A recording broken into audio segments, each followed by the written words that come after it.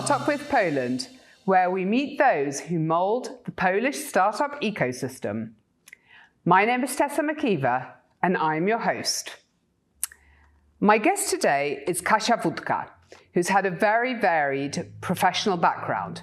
She's worked as an investment analyst at a VC, at 2 acceleration programs as program manager, in the innovation department at Bank Pekao SA, and now currently manages the innovation development team at the Polish Development Fund, PFR. Additionally, Kasia is a business trainer at Warsaw University Incubator. And needless to say, she's had a massive exposure onto the startup ecosystem in Poland. So let's find out more. So welcome to the show, Kasia. Welcome, Tessa. Thank you for the invitation. Well, I'm delighted that you're here, and especially, first of all, really interested in your professional background, because you've had so many different roles, most of them within the startup ecosystem, but you've had so many different perspectives. You've worked as an investment analyst at a VC fund, at an accelerator, at a corporate, and currently at PFR, the Polish Development Fund. And I really want to find out, more about these roles and what different perspectives they've given you. Yeah. And I also work for, I built startup for corporation in this pure venture building model. So I think that my experience is quite complex, and yes. It will be not so, I can tell it loud that for me it gives me a lot of insights, a lot of information, how the startup ecosystem works, and how I can help people to build their own solution.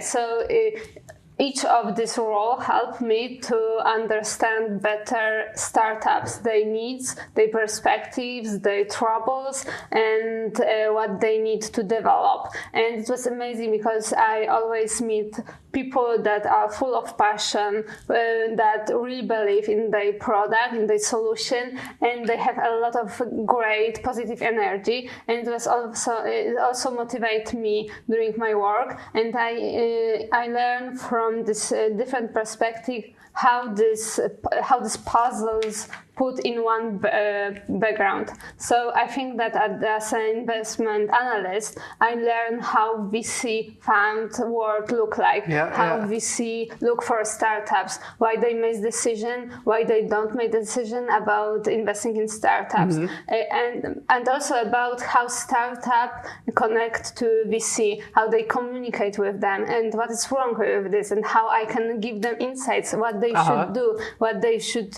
show to VC to be more attractive for them. This is one perspective. And during Huge Think program, I was super happy to work with one of the biggest startups right now, like RAM, Pergam in Buildtech. They are great product that started during my programs. And for me it was huge motivation to show them how they can build the product faster and better. What was interesting that time, one of the biggest lessons I give them, it was about this, that they have to discuss with the customers. And this is something that startups even now forget, to discuss with customers, to get feedback, to go to the market and to understand better what the potential client needs. And I remember also one thing from that time, that everybody knows the statistic that 1 of 10 startups only succeeds, the rest of them fail. And I remember the moment when we have one of our meetings during the acceleration program, and I discussed with them that, the statistic, perhaps your idea will fail, and you will have to figure out what to do with this, and what you can pivot your idea, and how you can build your startup in different way to be successful. And I remember that for them, when they hear that they can fail, it was something like, I don't know. They can't hear it. They can't hear it that maybe they will be not like this one successful startups. And in my opinion, it was something not good because they were not prepared for failure, and that means that they doesn't think about some metrics that will show them that the startup is not going well. And it was all about this to check not only the metrics that the business are going well, but also to have one point when they will make decision that if something will happen, then we make decision that we have to finish the idea, look for something else. And for startups, it was impossible to think it this way. And I hope that it will change. And right now, startups will also think about this moment when they will get a lot of information from the world that this idea doesn't have no perspective. Yeah, so I suppose in summary you can say that the founders are so focused on the idea and so in love with their idea that they don't think about who's going, the other side, so the customer who's ultimately going to pay for this idea potentially, and just you cannot accept the fact that actually maybe nobody wants the idea and it's not so good after all. Yeah, exactly. So it's waste of their time, their money, their energy, and they don't have like this one metric that will show them that this is a moment that they have to stop and figure out what next and make a next plan, and maybe not to close this idea, but maybe they have to pivot a lot. No, absolutely. I was also, Kasia, really interested to find out that you're a business trainer at Warsaw University Incubator. So what actually do you do there? Who are you working with?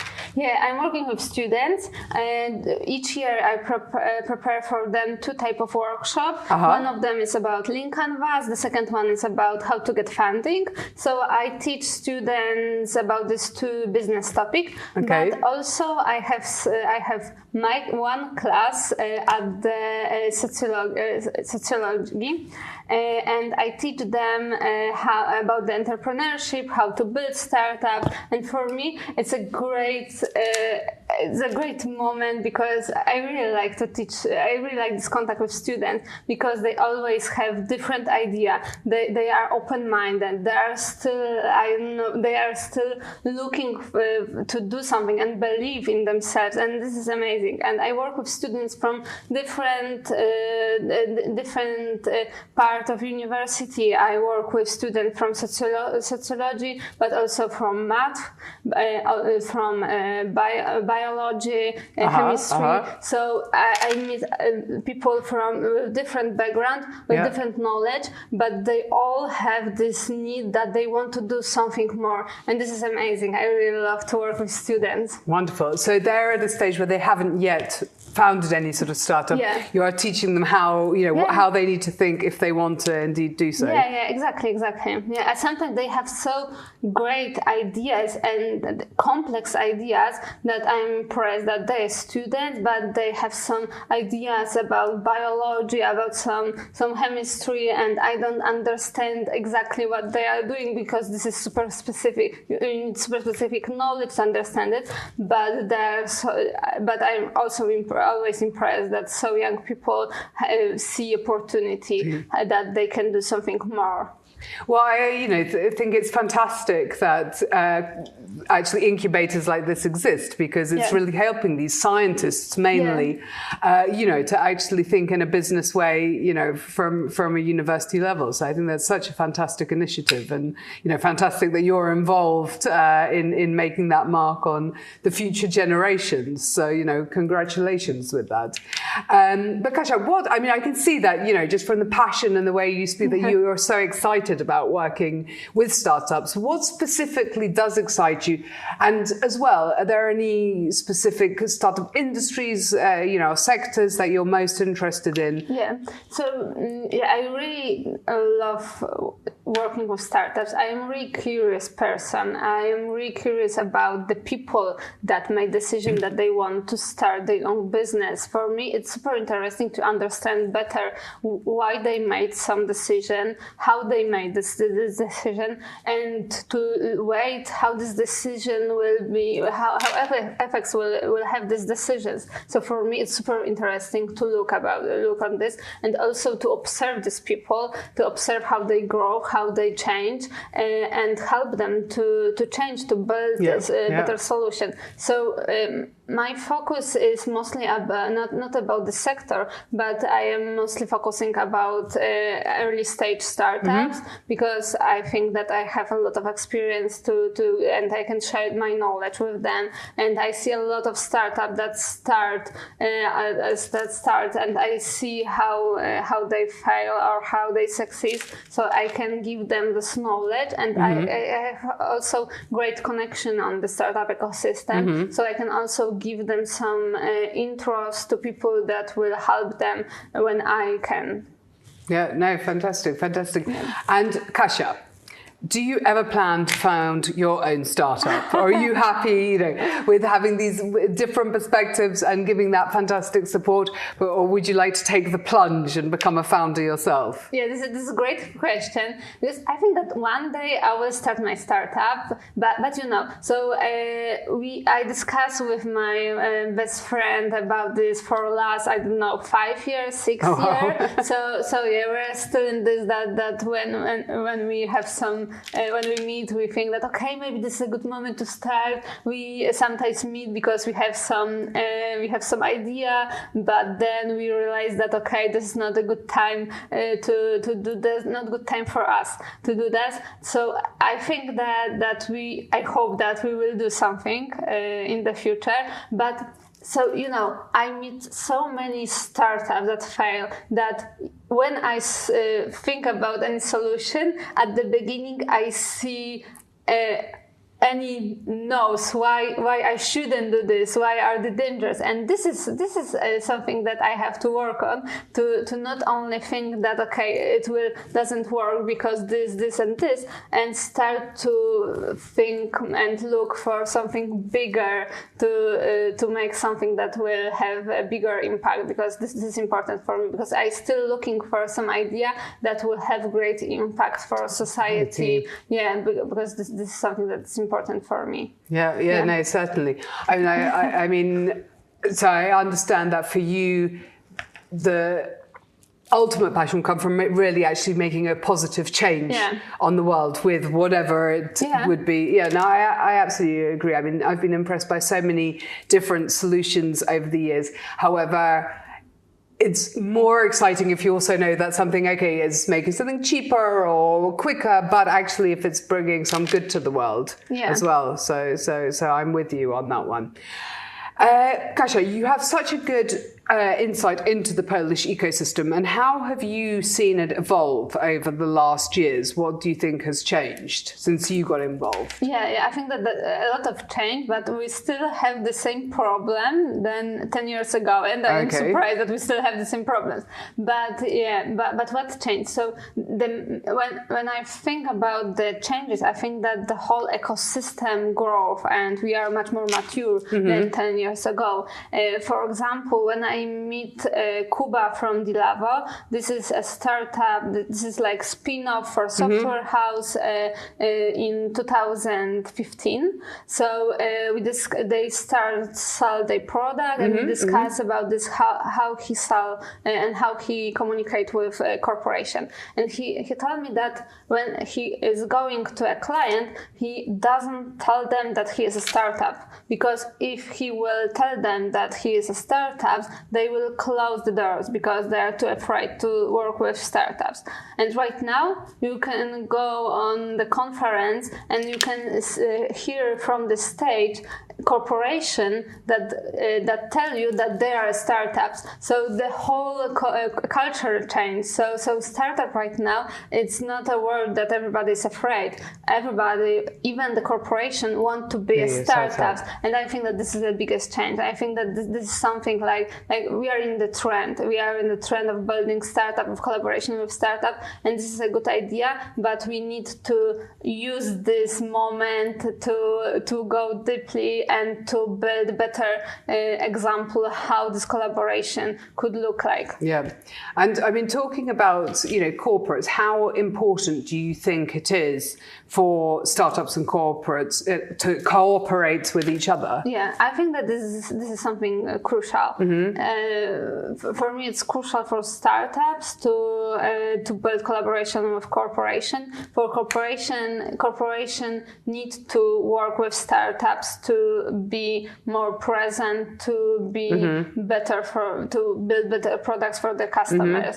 But this is obvious. But as I see, I think that this collaboration between startups and corporation is not so mature as it could be, because right now you can see that mostly corporations are looking for some solution that will help them in the processes, or they help in with contact with their clients. But when I work at bank, we didn't look for fintech solution, because the fintech sector, we know exactly what to do in the fintech sector, but how to build like our main core business. But we are looking for some solution that will help us to make our HR or marketing better. And I think that this is the first stage of the development.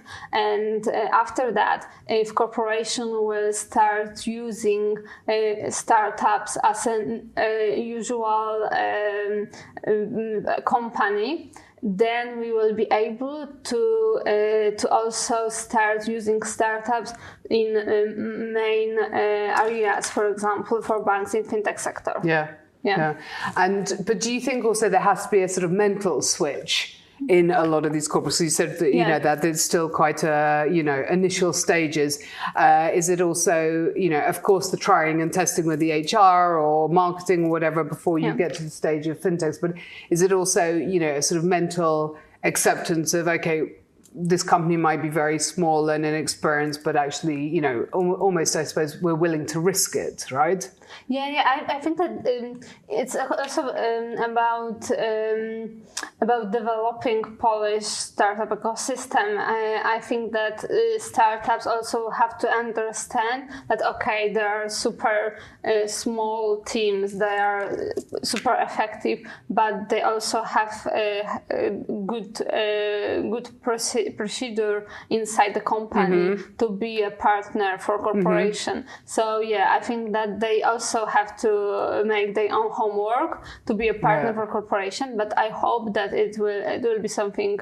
It will going in the good direction. Yeah, I sometimes get the impression when I talk to some particularly early stage startups that of course they realize that it's going to help their business to work with the corporates, but at the same time they feel they have no negotiating power, or they have to accept whatever conditions of cooperation. That's true. When I work at a bank, I see sometimes I get some offers from startups, and I was like, I couldn't tell them because I was on the bank side, but they give us half of the price of the value of the services, and I was in shock why they are doing this, because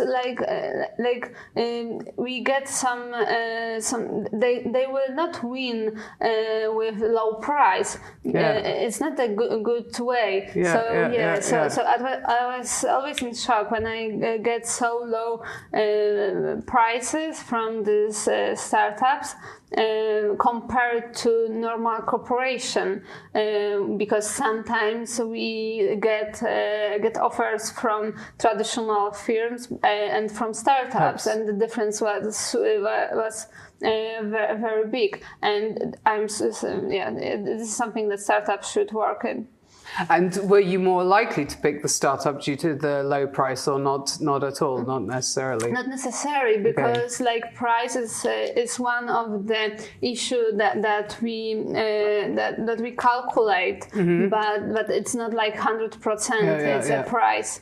So if they will give like 20% higher amount of money, they will still be in good position, in a good negotiating position, because we look not only for this but also for experience about the quality of the solution. So you have when we as a company ask you to prepare for us an offer, we tell you what kind of issue we will check at the end to make the final decision. So price is only one of them. So so for me, my advice for startup is to hire their price list for 20%, and they will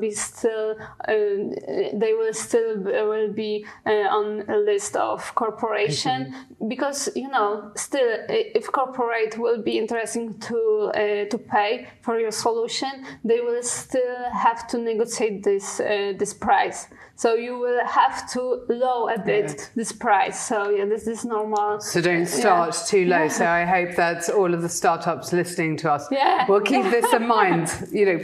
Put your prices up by 20% at least. So great advice. Kasia, what do you think on a wide level the Polish ecosystem really needs to do to provide more support for startups and for founders? And what are the ingredients we still need, is still missing in Poland to make this ecosystem more successful? Okay, so we still need more unicorns, but this is obvious. So we still need more examples of this, how to build successful big tech companies, and this is it. I think that we are not so. I don't know why, but I'm still meeting founders that think that they will build a solution because they want. And I'm always in shock that, okay, so you want to build this solution because you like this idea and you think that this is important for the society, but they don't any research about it. They don't know who is how the competitors are. So I'm always in shock in this kind of moment. So I think that we still need to teach Polish people how to create a big idea, how to validate it, and how to think globally. We still have not too many global startups, and we still don't know how to build these global businesses, and don't think only about the Polish market, but think about building something bigger. That's very true. I've met a number of companies who've done very well in Poland, but the moment they try to go to different markets, things maybe don't go so well because the products have been so tailored for the Polish market and doesn't necessarily translate well. So indeed, I agree with you. And Kasia, what are your plans? So you've said that you and your best friend are playing with the idea of someday starting a startup. But what's for today, for the next year, for the next 2 years? What are your aspirations? I joined Polish Development Fund, and I think that this is a great place for me because I can use my all knowledge, my whole experience, and my connections to build something for the Poland. And it could sound silly, but I really believe it, and I hope that I will be able to build some programs that will push Polish startup ecosystem. Maybe in the future you will invite me for the second interview, and I can make a summary of my work. But what is important, I still believe that we need a platform for people that thinking about building startup, but they don't know how to start. This is why we built 7 years ago School of Pioneers, and right now we are in the recruitment process. So we are looking for people that would like to build something connected with good health and good quality of the life, some solution that will help us to go to this goal, and this is one thing. And the second thing, I hope that this year we will also open recruitment for our program for healthcare startups, more mature startups that are looking for investment, because we would like to invite venture capital from abroad that are specific in this healthcare segments, and they will be looking for startups from Poland, and hope that we will be this bridge for them, and we will help Polish medtech, biotech, and health tech startups to get an investment. Okay, wonderful, wonderful. Well, I will definitely invite you back, Kasia, for you to tell us all about, the programs that you're creating and how they actually, develop and what comes out of them. So it's really impressive. I can see you have your hands very full and are bringing so much to the Polish ecosystem. So, congratulations. Thank you. And thank you for sharing your insights with us, with our guests. And thank you for coming here today. Thank you. Thank you for the invitation. And if you have any startups, if you start your journey, you can always reach me via LinkedIn or one of the startup events, and we can discuss, and I will be more than happy to help you. Wonderful. Thank you, Kasia. Thank you. And thank you to our viewers. And see you next time for Startup with Poland.